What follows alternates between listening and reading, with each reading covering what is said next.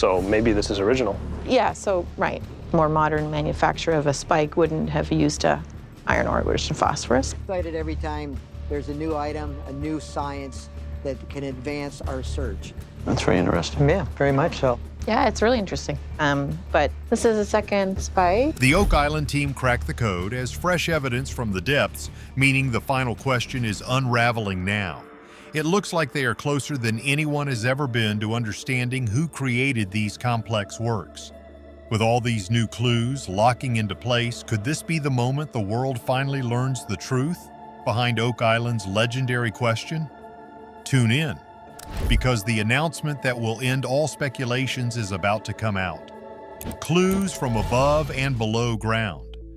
As a fresh day started, full of hope for new answers, Craig Tester, Alex Lagina, and Oak Island historian Charles Barkhouse set off on a trip. They traveled about 50 miles northeast from Oak Island. Their goal was St. Mary's University in the busy city of Halifax. When they got there, a friendly knock on the door led to a warm welcome from Dr. Krista Brosseau. She was a chemistry professor whose help they had asked for before. This visit was very important. Morning, guys. Hey, Gary. Hi. Hiya. And looking forward to getting stuck in here. They needed her to use science to study some iron spikes found in the higher areas of the island just a few days earlier. These were not just rusty bits of metal. If these spikes could be proven to be from a time before the first written story of the Money Pit in 1795, they would be huge proof of early activity. Such a discovery could strongly hint that the team was getting closer to finding the main flood tunnel thought to be linked to the legendary treasure shaft. More than that, it could give real clues about who built the complex Money Pit structure and, very importantly, when they did it. Working with her skilled colleague, Dr. Xiang Yang, Dr. Brosseau got ready to use one of her most powerful tools, a high-tech scanning electron microscope. This amazing machine could make objects look up to 200,000 times bigger than their actual size. It promised to show the tiny details of the spike structure. Even better, the microscope could also tell them what chemicals the spikes were made of. This information could unlock their history. The feeling in the lab was tense with expectation as the first spike was placed under the microscope. The screen lit up, showing a mix of different materials. Dr. Yang, looking at the information, pointed out that phosphorus was present. Dr. Brosseau said this was quite interesting, mentioning it was the first time they had seen phosphorus in an iron object from the island. She explained that iron with this material is often called phosphoric iron. In the early days of making cast iron, she went on, methods were not very good at removing phosphorus. So, seeing it was common in iron made back then. This, she said, was a strong sign that the iron was likely made before the 1840. Craig Tester, taking all this in, felt a rush of excitement. He thought this was really cool, a small but important thumbs up from science. Understanding why this was important means looking at history. Phosphorus, which is often found in things like iron ore, greatly affects how strong metal is. Too much phosphorus makes iron and steel very brittle and easy to break. Because of this problem, the practice of taking phosphorus out during metal making became common in the middle of the 19th century.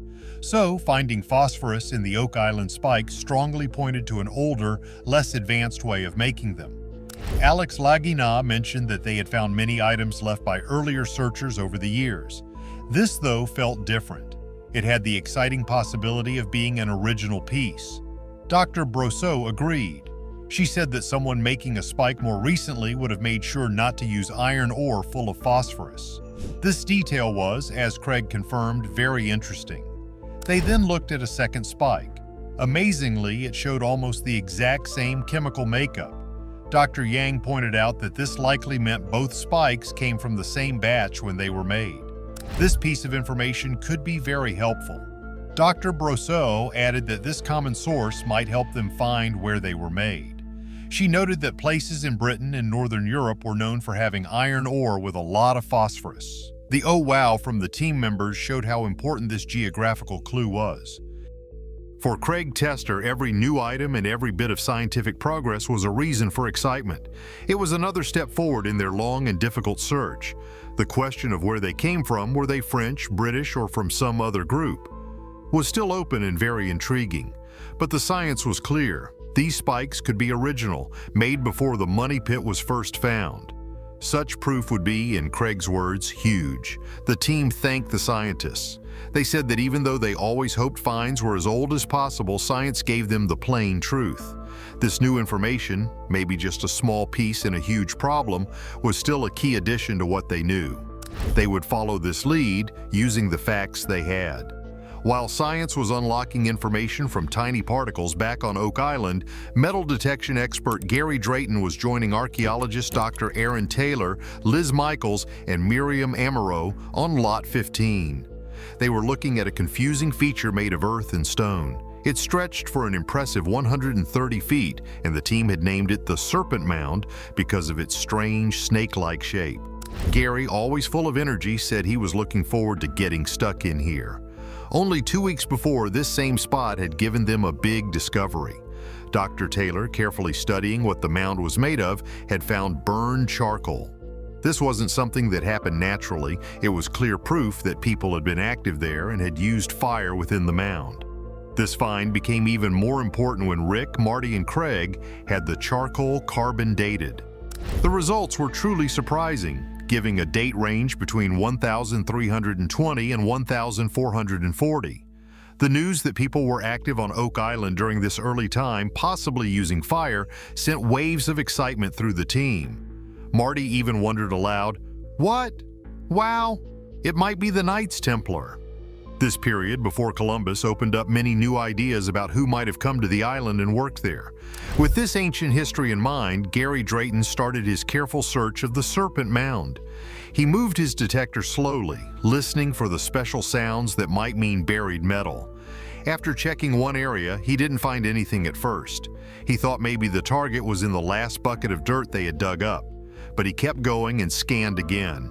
A small but clear beep cut through the quiet. "There's something around here," he said, his sharp ears catching the small sound. As he got closer, the signal got stronger. "You've definitely got something substantial there," Dr. Taylor noted. "Oh yeah, that one's definitely there still," Gary confirmed, making sure the object was still in the ground and not something he had already found. With careful digging, they soon uncovered the object. "Ooh, that's interesting," Gary called out, pulling it from the dirt. He noted that it was a little away from the main part of the mound, but what it looked like was instantly noticeable. "It is another one of those old-looking spikes." This one he saw was square. "It looks quite old," Dr. Taylor agreed, "and it had a specific use." Gary added, "We don't find many that come down to a point like this. That served a purpose." One of the crew asked if the end might be broken. Gary, looking at it closely, thought it was made that way and stressed that it was hand-forged. He guessed it could easily be from the same time as other items found nearby, suggesting the 1700s. Looking at its size and shape, he thought there might have been some kind of wooden platform or decking around the Serpent Mound, as the item looked a lot like a nail used for decks. Finding a hand-forged spike, possibly from before the money pit was discovered, inside a mound that also had charcoal from the 14th or 15th century was a very important development. Could this spike be another key piece of the problem, helping to explain why the Serpent Mound was built and what it was used for? Dr. Taylor was hopeful. He said to Gary, "That's a great find, Gary, and the more work we do on this feature, the more finds we're going to recover." Gary, agreeing with this positive view, got ready to keep searching. He left the archaeologists to their careful work, promising to see them soon. The Serpent Mound, already a place of great interest because of its ancient carbon dates, was now giving up items from a later, but still very important time. This made the questions about its building and use even deeper. These surface and near-surface clues were just the beginning. Any time from Roman days all the way to the late 1700s. Hinting at older, more complex activities buried far below. Deep dive into the money pit. At the same time, a drilling operation, smartly planned by Craig Tester, was pushing forward in the famous money pit area. The team hoped this step-by-step method would help them find the path of a possible tunnel they had found earlier in a drill hole called OC1. Brennan, one of the drillers running the machine, felt something change. "Is it something substantial?" someone asked. The answer was thrilling. Well, it looks like it has all the appearance of a shaft in an area where we have no real records, so it's an unknown shaft. This was a shocking discovery. Finding a shaft that wasn't on any maps was a big deal. Right then, the team was drilling borehole C9. It was here about 95 feet under the ground that they had just found what seemed to be a wooden shaft. The big question, which everyone was thinking about, was whether this was a structure built by earlier searchers trying to reach the money pit. Or could it possibly be the original money pit itself, the very thing that had started more than 200 years of searching? Terry, looking at the samples from the drill, announced, "We got something pretty new and interesting here. We've got a solid section of shaft wall. The wood wasn't just loose pieces, it showed signs of being built." When Craig Tester arrived at the site, Terry said again, "Wood, wood, wood. It looks like this is a shaped piece. We've got a good section of shaft wall." He explained that this piece was hit at about 95 feet. Very importantly, it was lying at a 45-degree angle to how the drill was going. Craig noted that this specific angle suggested it was part of some kind of support structure, maybe a crossbeam or something like that. This pointed to careful building, not just wood that happened to be there. At this moment, Charles Barkhouse suggested using a trusted Oak Island field test, one taught to them by the famous Oak Island treasure hunter, the late Dan Blankenship. "Do you have a bucket?" he asked. One of the things that Dan Blankenship taught us: whenever we find wood deep on Oak Island, you put it in water. If it sinks, it's old. If it floats, it's much newer. With a piece of the wood they had found, they did the simple but meaningful test. The wood sank straight to the bottom of the bucket. "That's been down there a long time," someone said quietly, recognizing the wood's age. But what was it? Craig told them to bring up the next sections from the drill. What this meant was huge. Could the Oak Island team have finally found the original money pit after all these years and so many tries? If this wooden structure was indeed part of that first construction, it could also mean they were very close to finding whatever it was that people had been looking for so hard since that important day in 1795. More samples were brought up from the drill. Brennan pointed to one section from 98 to 108 feet deep, saying it was pretty dense. As they looked at it, Rick Lagina saw something. "Oh, little chunks of wood in it." Then, "Here's a good piece right here. Look at that piece." Terry confirmed, "Oh yeah, there's another angled piece." Charles got ready to test this new piece too.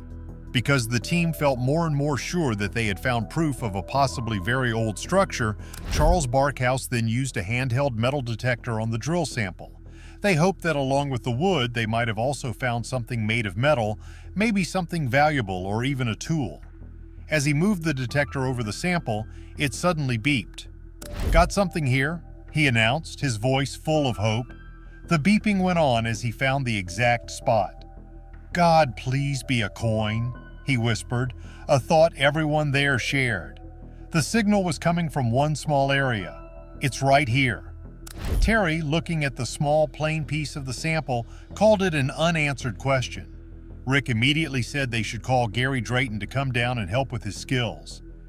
Soon, Gary arrived, ready to help. Terry explained what was going on.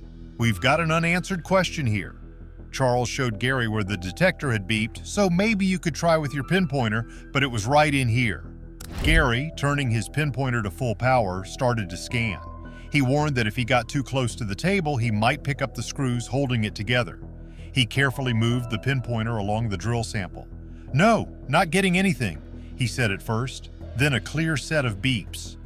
"Yeah, there's iron in here," Gary declared, feeling the quick vibrations from his device. "Definite iron in there." This was great news. He suggested that if they split the sample and found that the stem of a nail was square, it would mean it was an old nail.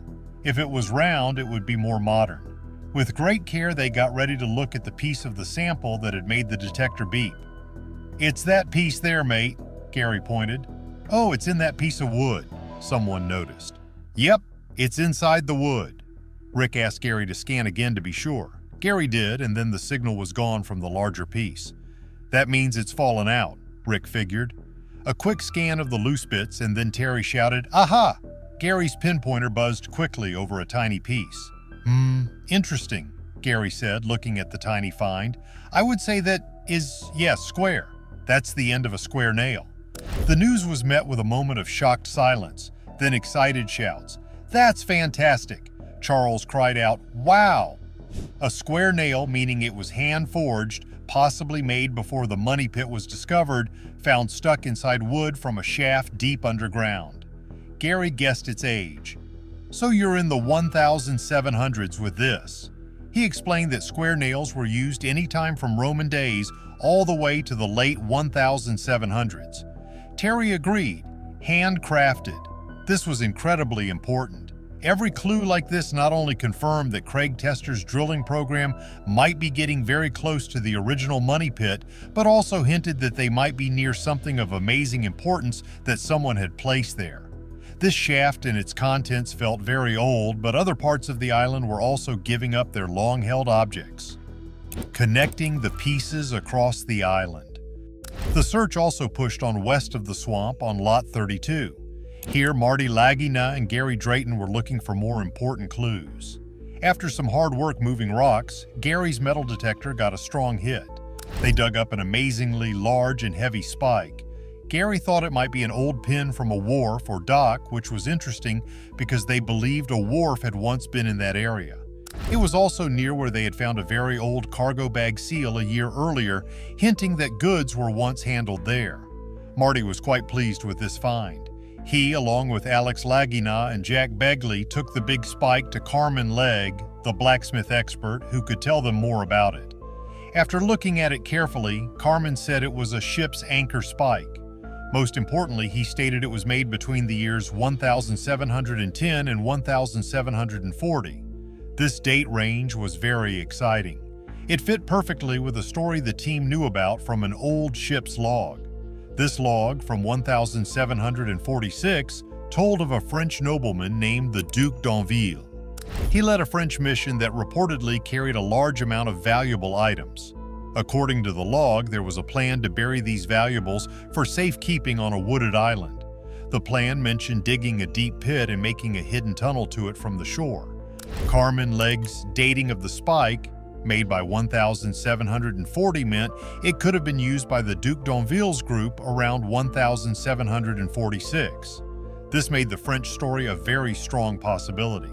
It suggested who might have been on Oak Island back then and what they might have been doing. This large anchor spike, along with the cargo seal found nearby and the historical account of the French mission, started to paint a clearer picture. It tied together with other discoveries like the strange tunnel found deep in the money pit area, suggesting a well-planned operation had taken place on the island long ago. The pieces of the Oak Island problem from different parts of the island and different types of investigation seemed to be pointing towards a common story. Is this combination of evidence the breakthrough that will finally explain Oak Island's old questions? Hit like and subscribe for more.